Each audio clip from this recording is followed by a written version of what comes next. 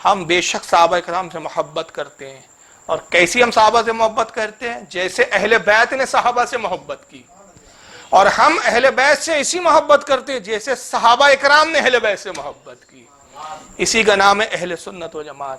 صحابہ کی بھی تعظیم و توقیر ایمان کا جز ہے، صحابہ کا بھی ادب و احترام ایمان کا حصہ ہے، کیونکہ یہ نبی کے جانثار صحابی ہے۔ یہ نہ ہوتا ہے تو اسلام کو فروغ نہ ملتا، یہ نہ ہوتے تو فتوحات نہ ہوتی، فتوحات نہ ہوتے تو اسلام آج ہم تک نہ پہنچتا، ایمان ہم تک نہ آتا۔ یہ ذریعہ ایمان کے دنیا میں پھیلانے کا اور دنیا میں ایمان اور اسلام کو عام کرنے کا۔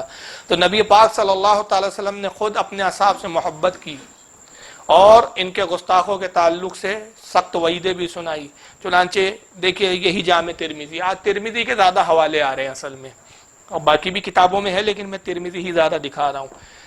یہ ترمذی شریف ہے، کتاب المناقب، اور باب کا نام ہے فی مناقب ابی بکر و عمر، حدیث نمبر 3663۔ عن حذیفہ رضی اللہ عنہ قال كنا جلوسا عند النبی صلی اللہ علیہ وسلم فقال، حضرت حذیفہ رضی اللہ تعالیٰ عنہ روایت کرتے ہیں اور کہتے ہیں کہ ایک مرتبہ ہم صحابہ اکرام رسول اللہ کی بارگاہ میں حاضر تھے، حضور کے ارد گرد بیٹھے ہوئے تھے، شمع نبوت اور سارے پروانے وہاں پر موجود ہے۔ اعلیٰ حضرت کی زبان میں مصطفیٰ جان رحمت پہ لاکھوں سلام، شمع بزم ہدایت پر لاکھوں سلام۔ یہ بزم ہدایت کی، جس میں ہدایت یافتہ اور ہدایت دینے والی جماعت موجود ہے۔ تو حضرت حذیفہ کہتے ہیں کہ ہم صحابہ رسول اللہ کی خدمت میں بیٹھے ہوئے تھے، تبھی رسول اللہ نے ارشاد فرمایا انی لا ادری ما بقائی فیکم، کہ لوگوں مجھے نہیں پتا کہ میں تم میں کب تک رہوں گا، ہو سکتا ہے کہ میرے رب کا بلاوا آ جائے اور میں اپنے رب کی بارگاہ میں حاضر ہو جاؤں، میں نہیں جانتا کہ میں کب تک تم میں رہوں گا۔ وَاقْتَدُوا بِالَّذِينَ مِن بَعْدِي، تو میرے بعد تم کس کی پیروی کرو گے، کس کی اتباع کرو گے؟ وَإِشَارَ إِلَىٰ أَبَا بَكْرٍ وَعُمَرٍ، اور پھر آپ نے اشارہ کیا میرے بعد پیروی کرنا تو ابو بکر کی پیروی کرنا اور عمر فاروق کی پیروی کرنا۔ اور پھر یہ حدیث صحیح ہے، سند کے اعتبار سے کیسی ہے؟ صحیح ہے، ضعیف بھی نہیں ہے۔ تو اب اندازہ لگائیے کہ حضور کہہ رہے ہیں میرے بعد کس کی پیروی؟ نبی کے بعد اگر کسی کی پیروی کی جا سکتی ہے تو وہ کون ہے؟ ابو بکر، عمر۔ تو گمراہوں کی پیروی نہیں کی جاتی، کافروں کی پیروی نہیں کی جاتی۔ تو آج کل جو جاہل نکل پڑے ہیں جو ابو بکر صدیق کی توہین کر رہے ہیں، حضرت عمر پہ تبرہ کر رہے ہیں، تو ان جاہلوں کو اتنی تو عقل ہونی چاہیے کہ اللہ کا نبی کیا گمراہوں کی پیروی کرنے کا حکم دیں گا؟ اللہ کا نبی ہدایت کے لیے آیا ہے کہ گمراہی پھیلانے کے لیے آیا ہے؟ معاذ اللہ، نعوذ باللہ من ذالک، ہدایت پھیلانے کے لیے آیا ہے نا۔ تو حضور صحابہ سے کو بتا رہے ہیں، اور اس میں اشارہ بھی ہے کہ میرے بعد خلیفہ کون ہوں گے، تو ابو بکر اور عمر کی طرف اشارہ کیا، ان کی کرنا، یہ ابو بکر میرے بعد خلیفہ ہوں گا، اس کے بعد عمر ہوں گا۔ اور اس کو امام ابن ماجہ نے بھی نقل کیا اس حدیث کو اپنے المقدمے کے اندر، باب فضائل اصحاب رسول صلی اللہ علیہ وسلم، حدیث نمبر 97۔ اس کو امام ابن سعد نے بھی الطبقات القبریٰ میں لایا، جلد 2 صفحہ 279۔ امام ابن ابی شیبہ نے اس کو المصنف میں نقل کیا، جلد 17 صفحہ 36، حدیث نمبر 32605 کے تحت۔ کتنے حوالے ذرا سنتے چلیں۔ اس کو امام احمد ابن حنبل نے بھی لایا۔ اب یہ میں نہیں سمجھ پا رہا ہوں کون سے وہ اہل سنت ہے جو کہتے ہیں کہ اہل بیت کی محبت کرو اور ابو بکر کو چھوڑ دو۔ تو یہ جتنے امام اس حدیث کو لکھ رہے ہیں اور سب کہہ رہے ہیں یہ حدیث صحیح ہے، یہ صحیح ہے، تو یہ اہل سنت سے ہے کہ اہل سنت سے خارج ہے؟ اس کا امام احمد ابن حنبل آنے المسند میں، اپنی مسند احمد میں، حدیث نمبر 23776 کے تحت۔ اس کا امام ابن ابی عاصم لائے ہیں کتاب السنہ میں، صفحہ 545، حدیث نمبر 1148 کے تحت۔ امام بزار نے اس کو مسند البزار میں نقل کیا، جلد 7 صفحہ 251، حدیث نمبر 2829 کے تحت۔ امام طحاوی نے شرح مشکل الآثار، جلد 3 صفحہ 256، حدیث نمبر 1224 کے تحت۔ امام ابن حبان نے اپنی صحیح ابن حبان، جلد 15 صفحہ 328، حدیث نمبر 6902 کے تحت۔ امام طبرانی نے اس کو معجم الاوسط میں لایا، جلد 4 صفحہ 140، حدیث نمبر 3816 کے تحت۔ اس کا امام ابن عدی نے الکامل کے اندر، جلد 4 صفحہ 81، حدیث نمبر 5510 کے تحت۔ حاکم نے نقل کیا المستدرک میں، جلد 3 صفحہ 79، حدیث نمبر 4454 کے تحت۔ اس کا امام ابو نعیم نے حلیۃ الاولیاء، جلد 9 صفحہ 109 کے تحت لایا۔ امام بہقی سنن الکبریٰ میں لائے ہیں، جلد 5 صفحہ 347، حدیث نمبر 1056 کے تحت۔ اس کو امام ابن عبد البر نے جامع البیان العلم و فضلہ، جلد 2 صفحہ 1176 کے تحت، حدیث نمبر 2309 کے تحت۔ خطیب بغدادی نے اس کو تاریخ بغداد جلد 13 صفحہ 466، رجال نمبر 6335 کے تحت۔ امام دہلوی نے اس کو نقل کیا ہے مسند الفردوس جلد 1 صفحہ 70، حدیث نمبر 204 کے تحت۔ اس کو امام ابن قدامہ حنبلی نے المغنی جلد 5 صفحہ 402، حدیث نمبر 684 کے تحت۔ اس کو امام ابن العساکر نے اپنی الکامل جلد 2 صفحہ 269 کے تحت۔ اس کو امام خطیب تبریزی نے مشکات شریف میں حدیث نمبر 6062 کے تحت۔ علامہ ذہبی نے اس کو سیار الاعلام النبالہ جلد 1 صفحہ نمبر 414 کے تحت۔ امام حیثمی لائے ہیں اس کو مجموع الزوائد جلد 9 صفحہ 484، حدیث نمبر 15606 کے تحت۔ اس کو امام ابن حجر اسقلانی نے نقل کیا لسان المیزان جلد 4 صفحہ 113، رجال نمبر 3344 کے تحت۔ اس کو امام جلال الدین سیوطی نے الجامع الصغیر صفحہ 82، حدیث نمبر 1318 کے تحت۔ اس کو امام ابن حسام الدین ہندی نے نقل کیا کنز العمال جلد 11 صفحہ 560، حدیث نمبر 32646 کے تحت۔ اعلیٰ حضرت کی نسبت سے 25 حوالے میں نے یہاں بیان کیے کل، تاکہ اعلیٰ حضرت کے مسلک کی نسبت بھی آ جائے کہ 25 اعلیٰ کی وصال کی تاریخ ہے، 25 اور بھی حوالے، لیکن یہ 25 جو ہے نسبت کے اعتبار سے میں نے بیان کیے۔ تو آقا صلی اللہ علیہ وسلم نے فرمایا کہ شیخین کی جو محبت ہے یہ بھی ایمان کا گویا حصہ ہے۔ اور آئیے یہی جامع ترمذی ہے، پھر وہی باب ہے کتاب المناقب، یہی جامع ترمذی کتاب المناقب، وہی باب فی مناقب ابی بکر و عمر، حدیث نمبر 3669۔ عن ابن عمر رضی اللہ عنہما، حضرت عبداللہ ابن عمر سے روایت ہے، کہتے ہیں ان رسول اللہ صلی اللہ علیہ وسلم خرج ذات یوم ودخل المسجد وابو بکر وعمر احدهما عن یمنہ والآخر عن شمالہ۔ کہتے ہیں کہ اللہ کے نبی صلی اللہ تعالی وسلم ایک روز اپنے حجرے اقدس سے، اپنے گھر دولت قدے سے باہر تشریف لائے، پھر آپ مسجد میں داخل ہوئے، اور مسجد میں جب آپ داخل ہوئے تو اس انداز میں داخل ہوئے کہ حضرت ابو بکر اور حضرت عمر آپ کے ہمراہ تھے، آپ کے ساتھ تھے، اور داخل ہونے کا انداز بھی کیا تھا کہ دائیں طرف جو ہے وہ حضرت ابو بکر تھے اور بائیں طرف حضرت عمر تھے، بیچ میں رسول اللہ ہے، گویا شہنشاہ بیچ میں ہیں اور دو وزیر آزو بازو ہے، ایک طرف آپ کے حضرت ابو بکر ہے، ایک طرف حضرت عمر ہے۔ اس انداز میں آپ مسجد میں داخل ہوئے، اور داخل ہونے کے بعد وَهُوَ آخِذٌ بِيَدِهِمَا، اللہ کے نبی نے دونوں کے ہاتھوں کو تھام لیا، دونوں کے ہاتھوں کو پکڑا، اور آپ ان کے ہاتھوں کو پکڑے ہوئے فرما رہے تھے وَقَالَ هَكَذَا نُبْعَثُ يَوْمِ الْقِيَامَةِ، کہا اے لوگو بس اسی طرح حشر کے دن بھی ہم اٹھائے جائیں گے، جیسے آج تم میرے ساتھ ابو بکر اور عمر کو دیکھ رہے ہو، حشر کے دن بھی ہم کیسے آئیں گے؟ اسی انداز میں آئیں گے کہ ایک ہاتھ میں ابو بکر کا ہاتھ ہوگا اور دوسرے ہاتھ میں میرے عمر کا ہاتھ ہوگا۔ اب بتائیے، آقا اشارہ کر رہے ہیں کہ دنیا میں بھی میرے ساتھ ہے، آخرت میں بھی میرے ساتھ ہے، ہر جگہ ہر مقام پہ میرا ساتھ ہے۔ اسی کو شاعر کہتا ہے تذکرہ قرآن میں جس کا سورہ کوثر میں ہے۔ دیکھیں جب زندہ تھے تو نبی کے ساتھ تھے، وصال کے بعد بھی نبی کے ساتھ ہے، ہر حشر میں بھی نبی کے ساتھ ہے، یعنی کوئی لمحہ کوئی موقع ایسا ہے ہی نہیں کہ نبی سے جدا ہوئے ہو۔ تو کیا گمراہ نبی کے ساتھ ہوتے ہیں کہ ہدایت یافتہ نبی کے ساتھ ہوتے ہیں؟ کیسے لوگ ہیں کہ کیا یہ حدیثیں ان کو نظر نہیں آتی؟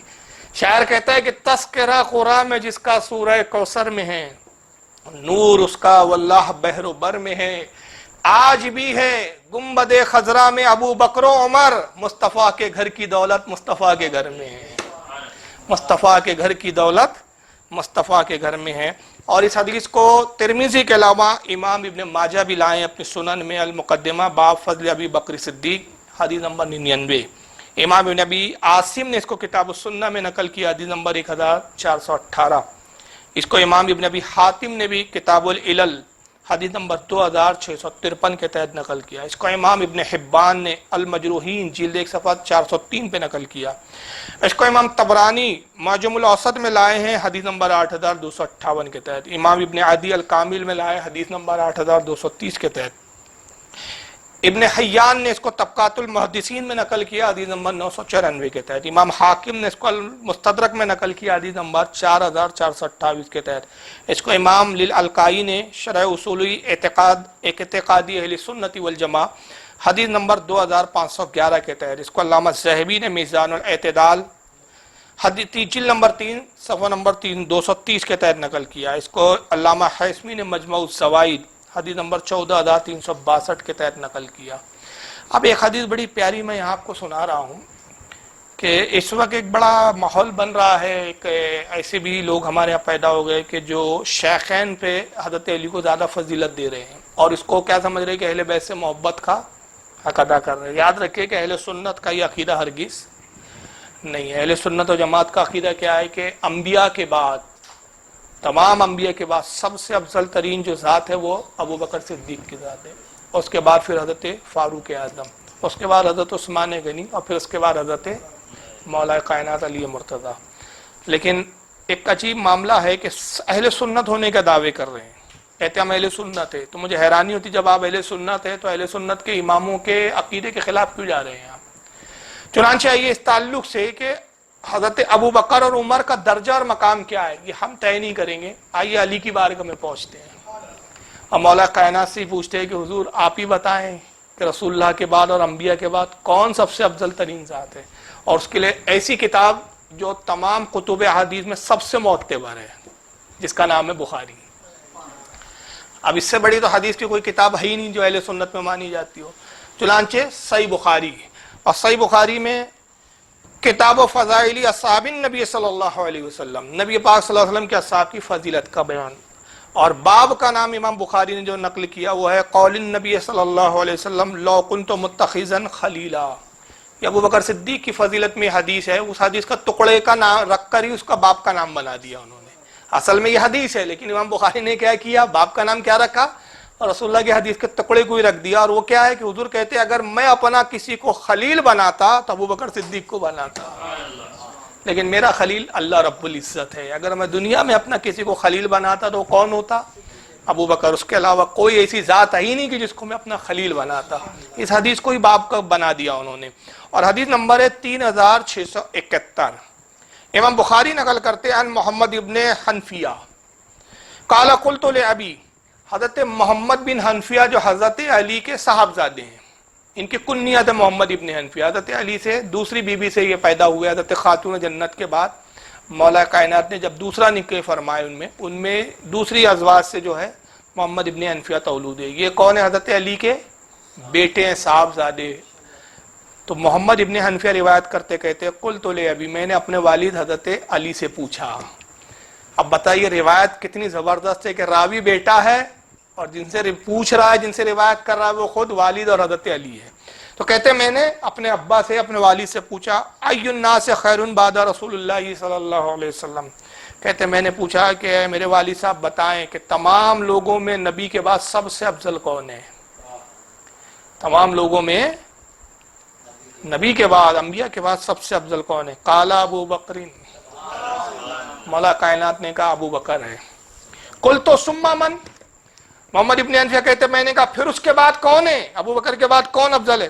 قال ثم عمر، کہا اس کے بعد پھر عمر ہے. وخشیت ان یقول عثمان، حضرت محمد ابن حنفیہ کہتے ہیں کہ پھر میں ڈر گیا کہ کہیں ایسا نہ ہو کہ اب اگر اسی طرح میں پوچھوں ثم من اس کے بعد کون تو عثمان غنی کا نام نہ لے لے، کیونکہ پوچھنے کا سوال یہ تھا کہ حضور سب سے افضل کون؟ ابو بکر. ابو بکر کے بعد کون؟ عمر. پھر میں پوچھوں ان کے بعد کون تو ایسا نہ ہو کہ عثمان کا نام لے. تو حضرت محمد ابن حنفیہ کہتے ہیں کہ میں نے اب سوال ہی بدل دیا. اور سوال کیسے بدلا؟ قلت ثم انت، اس کے بعد تو آپ ہے نا افضل. تو حضرت محمد ابن حنفیہ کہتے ہیں کہ وہ خشیت ان یقول عثمان، مجھے اندیشہ ہوا، ڈر لگا کہ کہیں عثمان غنی کا نام نہ لے لے. تو میں نے کہا اے میرے والد، ان کے عمر کے بعد تو آپ افضل ہے نا. قال ما انا الا رجل من المسلمین، کہا نہیں بیٹے میں عمر کے بعد افضل نہیں ہوں، میں تو مسلمانوں میں ایک عام شخص ہوں. یہ عاجزی ہے، یعنی مولا کائنات تو عاجزی کر رہے ہیں، مسلمانوں میں اپنے آپ کو ایک عام شخص بتا رہے ہیں. یہ ان کی عاجزی ہے، ورنہ اہل سنت کا اجماع یہ نہیں ہے اس پر کہ وہ ایک عام صحابی ہے، ایک شخص نہیں. ہمارے اہل سنت کا اجماع کس پر ہے؟ ہمارے اماموں کا قول کیا ہے؟ خلفائے راشدین میں ہے، عشرہ مبشرہ میں بھی ہے، مہاجرین میں بھی ہے، اصحاب بدر میں بھی ہے. جتنے اصحاب کی فضیلت ہے سب میں مولا کائنات شامل ہے. مگر جہاں تک افضلیت کا سوال ہے تو ابو بکر اور عمر کے بعد ان کا درجہ ہے.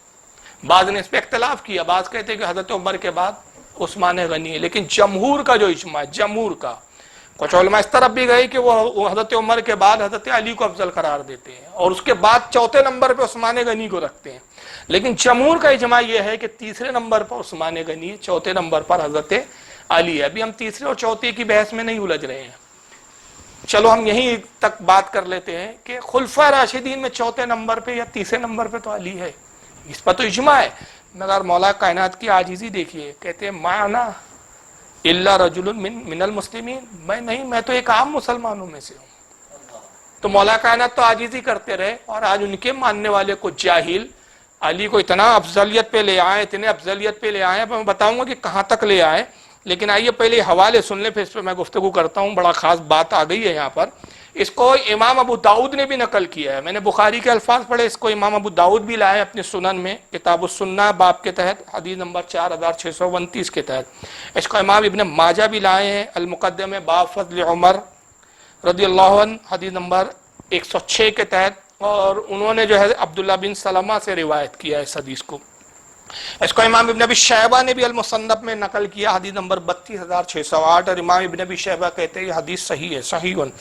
امام احمد ابن حنبل نے بھی اس کو اپنے مسند احمد میں نقل کیا، حدیث نمبر 835 کے تحت، اور امام احمد ابن حنبل نے جس سے روایت کیا وہ حضرت جحیفہ رضی اللہ تعالیٰ ان سے نقل کیا، اور امام احمد ابن حنبل کی بھی جو سند ہے وہ صحیح ہے۔ امام ابن ابی عاصم نے کتاب السنہ کے اندر حدیث نمبر 1206 کے تحت نقل کیا، اور امام ابن ابی عاصم بھی کہتے ہیں یہ حدیث صحیح ہے۔ تو یہ حدیث پاک سے جو بخاری ایک کافی ہے، لیکن اتنے سارے اور حوالے میں نے مزید بیان کر دیا، اور بھی حوالے ہیں لیکن اب حوالے میں مختصر کر رہا ہوں۔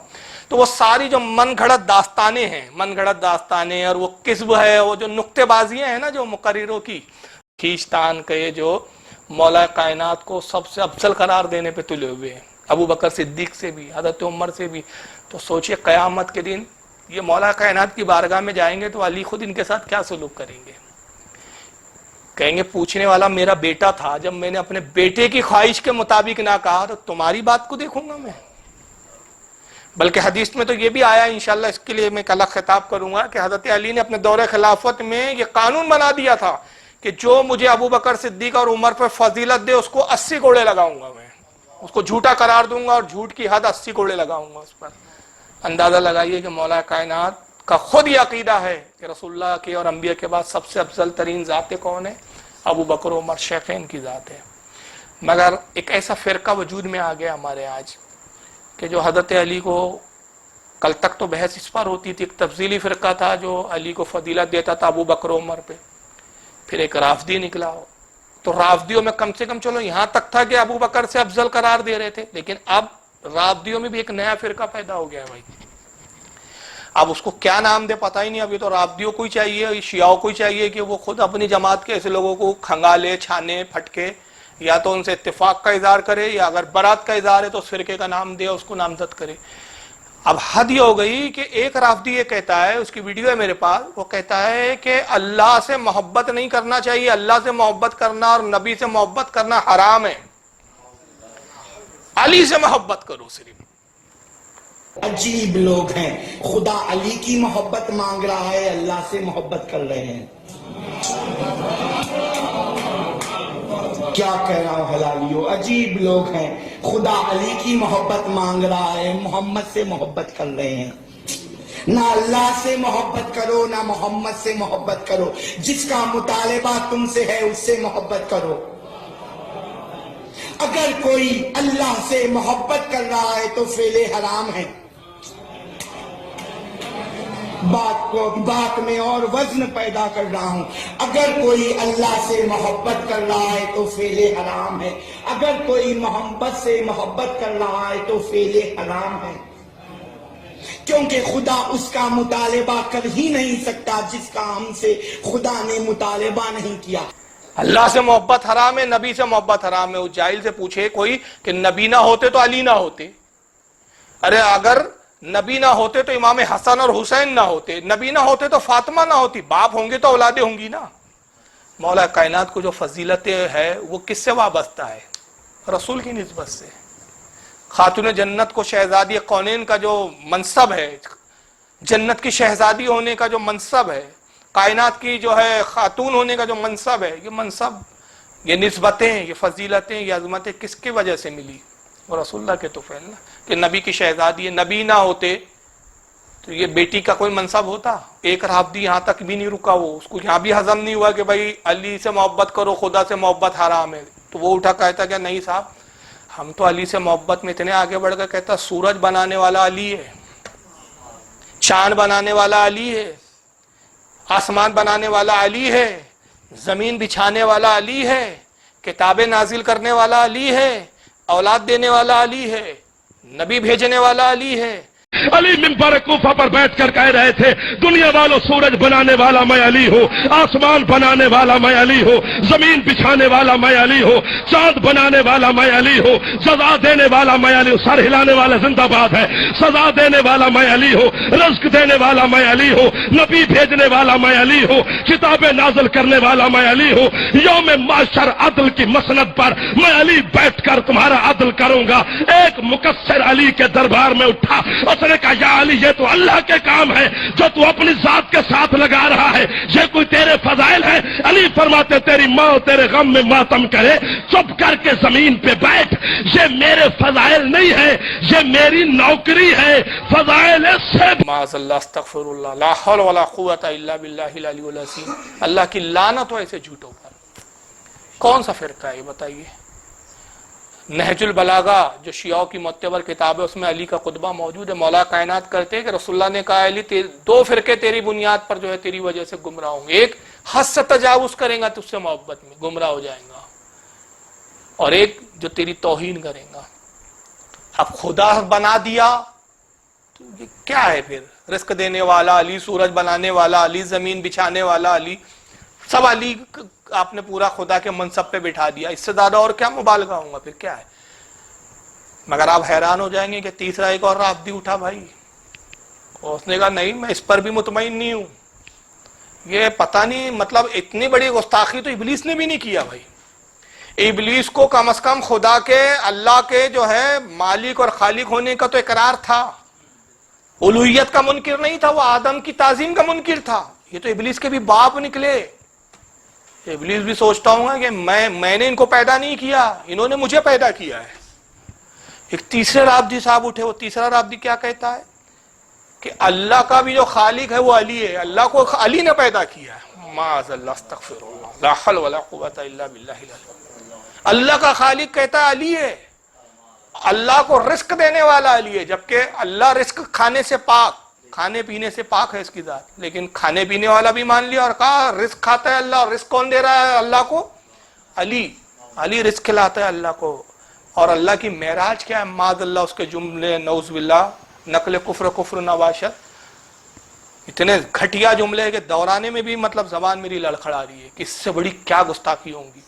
علی اللہ نہیں ہے، علی اللہ کا خالق ہے، علی اللہ کا رب ہے، علی اللہ کا رازق ہے، علی اللہ سے بہت اوپر ہے۔